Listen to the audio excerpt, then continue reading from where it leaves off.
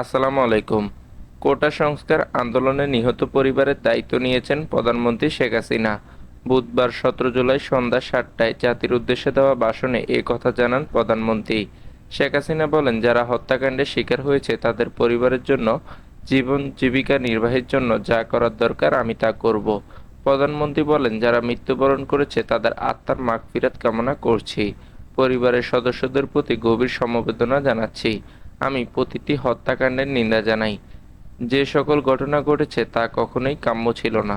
তিনি বলেন, কিছু মহল কোটা আন্দোলনের সুযোগ নিয়ে সন্ত্রাসী কর্মকাণ্ডে লিপ্ত হয়েছে। এর ফলে কোমলমতি শিক্ষার্থীদের প্রাণহানির ঘটনা ঘটেছে। তা খুবই বেদনাদায়ক ও দুঃখজনক।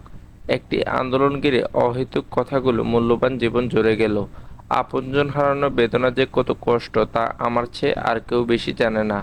শেখ হাসিনা বলেন, আমি দ্বিধর্তহীনভাবে ঘোষণা করছি, যারা হত্যাকাণ্ড, লুটপাট, সন্ত্রাসী কর্মকাণ্ড চালিয়েছে এরা যেই হোক না কেন তারা যেন উপযুক্ত শাস্তি পায় সে ব্যবস্থা নেওয়া হবে।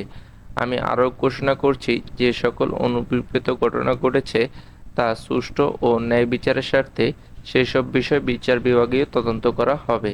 উল্লেখ্য, দেশজুড়ে শিক্ষার্থীদের তুমুল আন্দোলনের মুখে 2018 সালের 4 অক্টোবর সরকারি চাকরিতে নারী কোটা 10%, মুক্তিযোদ্ধা কোটা 30% এবং জেলা কোটা 10% বাতিল করে পরিপত্র জারি করে সরকার। সেখানে বলা হয়েছিল, 9তম থেকে 13তম গ্রেডের পদে সরাসরি নিয়োগের ক্ষেত্রে মেধার ভিত্তিতে নিয়োগ দিতে হবে। ওইসব গ্রেডের পদে সরাসরি নিয়োগ বিদ্যমান কোটা বাতিল করা হলো। এই পরিপত্র চ্যালেঞ্জ করে রিট করেন মুক্তিযোদ্ধার সন্তান ও প্রজন্ম কমান্ডো কাউন্সিলের সভাপতি ওহিদুল ইসলাম সহ 7 শিক্ষার্থী। এর পরিপ্রেক্ষিতে গত 5 জুন 2018 সালে জারিকৃত পরিপত্রটিকে অবৈধ বলে ঘোষণা করে হাইকোর্ট। এরপর থেকেই সারা দেশে বিভিন্ন বিশ্ববিদ্যালয়ের শিক্ষার্থীরা ফুঁসে ওঠেন। কোটা পুনর্বহালের প্রতিবাদে নানা স্থানে বিক্ষোভ করেন কোটা বিরোধীরা।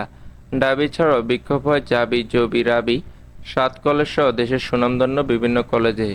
এর মধ্যে গত মঙ্গলবার দিনব্যাপী রাজধানীসহ দেশের বিভিন্ন স্থানে, বিশেষ করে শিক্ষা প্রতিষ্ঠানগুলোতে রক্তক্ষয়ী সংঘর্ষ ও হামলার ঘটনা ঘটে। এতে অন্তত 6 জন নিহত হন। নিহতদের মধ্যে চট্টগ্রামে 3 জন, ঢাকায় 2 জন ও রংপুরে 1 জন রয়েছেন। এদিকে পরিস্থিতি যেন আরও অবনতি না হয় সেই জন্য দেশের সব বিশ্ববিদ্যালয় অনির্দিষ্টকালের জন্য বন্ধ ঘোষণা করা হয়েছে। মঙ্গলবার রাতে দেশের সব বিশ্ববিদ্যালয় শিক্ষাক্রম পরবর্তী নির্দেশনা না দেওয়া পর্যন্ত বন্ধ রাখার নির্দেশনা দিতে উপাচার্যদের চিঠি দেয় বিশ্ববিদ্যালয় মঞ্জুরি কমিশন ইউজিসি। পাশাপাশি সব আবাসিক শিক্ষার্থীদের হল ছাড়তে নির্দেশ দেওয়া হয়। তবে কর্তৃপক্ষের নির্দেশ প্রত্যাখ্যান করেছে আন্দোলনকারীরা। এ নিয়ে বুধবার দুপুরের পর থেকে বিভিন্ন ক্যাম্পাসে পুলিশের সঙ্গে সংঘর্ষে জড়িয়েছে আন্দোলনকারীরা। এতে বিভিন্ন ক্যাম্পাসে অনেকে আহত হয়েছেন।